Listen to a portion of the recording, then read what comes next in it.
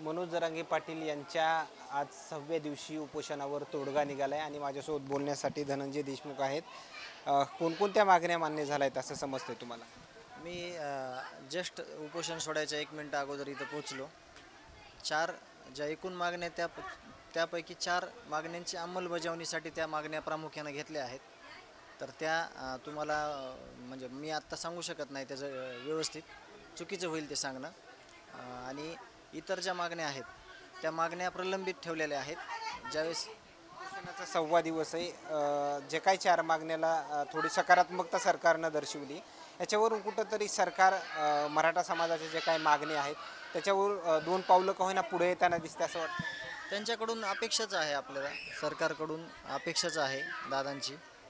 सगळ्या ज्या मागण्या आहेत त्यातून आपल्या मागण्या मान्य करून जे आरक्षणाची सगळी मागणी आहे केलेली ती पूर्ण व्हावी. त्यातल्या 4 मागण्या अंमलबजावणीसाठी प्रामुख्याने घेतलेल्या आहेत.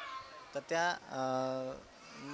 लवकरच म्हणजे मान्य होतील. मग त्या पुढील जे काही दिशा आहे ते दादा ठरवतील. तात्पुरतं हे आंदोलन स्थगित केलेलं आहे. पहिल्या दिवसापासून ज्या दिवशी मनोज जरांगे पाटील उपोषणाला बसले होते त्या दिवसापासून मराठा बांधवांची मागणी ही होती की मनोज जरांगे पाटील यांनी उपोषण करू नये.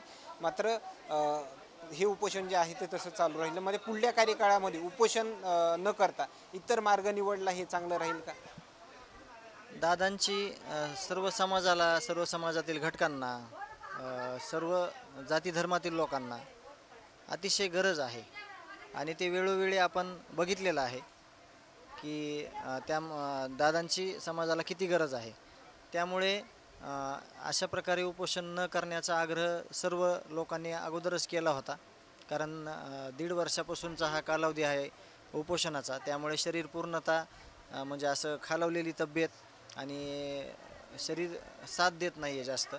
त्यामुळे त्यांच्याकडे मागणी करतायत लोक की उपोषण करू नका. तर त्यापुढील जे सर्व मिळून जे काही निर्णय घेतील त्यावर पुढची दिशा असेल.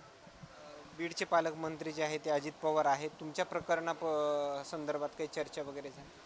आज त्यांनी ज्यावेळेस पहिला दिवस होता अजितदादांचा पालकमंत्री पद घेतल्यापासून, आज ते पहिल्यांदा बीड जिल्ह्यात आले. त्यांनी सकाळी सुरुवातच या गोष्टीपासून केली की कुणालाही माफ केलं जाणार नाही, चारित्र्य स्वच्छ ठेवा असे त्यांनी ज्याला कुणाला उद्गार काढले. ज्याचं कुणाचं चारित्र्य काय असेल ते आपल्याला काही त्यावर बोलता येणार नाही, पण कार्यकर्त्यांनी चारित्र्य स्वच्छ ठेवा, खंडणी वगैरे मागू नका, तुम्हाला माफ केलं जाणार नाही, याच्यामध्ये मकोका लावण्यात येईल असं त्यांचं बोलणं झालं. त्यावर मला प्रसारमाध्यमांनी विचारलेले प्रश्न असे होते की दादांबद्दल तुम्ही जसं विचारताय तसं. तर मी दादांना विनंती केली की जे या घटनेमधील सगळे आरोपी आहेत त्यांना कठोर शिक्षा द्या, फाशीची शिक्षा द्या. तुम्ही जे आज सकाळी बोललात त्याची जर अंमलबजावणी झाली तर त्यापेक्षा जास्त विश्वास जनतेमध्ये येईल आणि तसा मेसेज जाईल की इथं गुन्हेगाराला सोडलं जाणार नाही, सोडलं जात नाही आणि गुन्हेगारांना शिक्षा दिली जाते. हे होते संतोष देशमुख यांचे बंधू धनंजय देशमुख आणि यांनी दिलेल्या प्रतिक्रिया. मात्र आणखीन काही हे उपोषणावर जे मार्ग निघाला आहे, आणखीन काही जे सामूहिक उपोषणामध्ये सहभागी झालेले उपोषणकर्ते आहेत त्यांच्या काय प्रतिक्रिया येतील का हे देखील पाहणं तेवढंच महत्त्वाचं ठरणार आहे. कॅमेरामॅन सो सुरेश जुंडिया, अंतरवाली, सराटी.